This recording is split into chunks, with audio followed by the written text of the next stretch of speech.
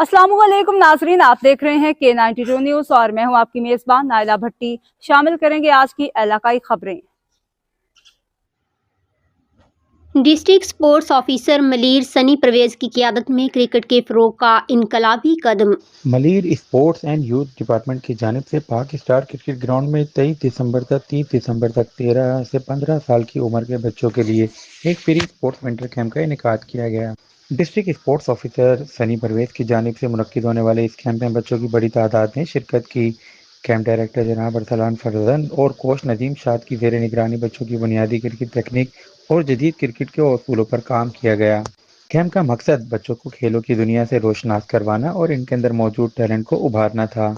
Camp के इख्तितामी रोज़ सनी परवेज ने camp का दौरा किया और बच्चों में सर्टिफिकेट तकसीम किए। इस मौके पर इन्होंने कहा कि मलीर में स्पोर्ट्स एंड यूथ डिपार्टमेंट खेलों के फ़रोग के लिए ग्रास रूट लेवल पर मज़ीद मौक़े फराहम करेगा ताकि नौजवानों अपनी सलाहियतों को निखार सकें और मुल्क के लिए बेहतरीन टैलेंट बन सकें।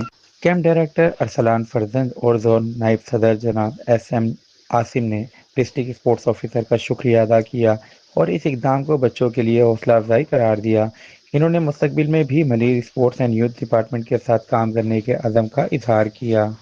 जी।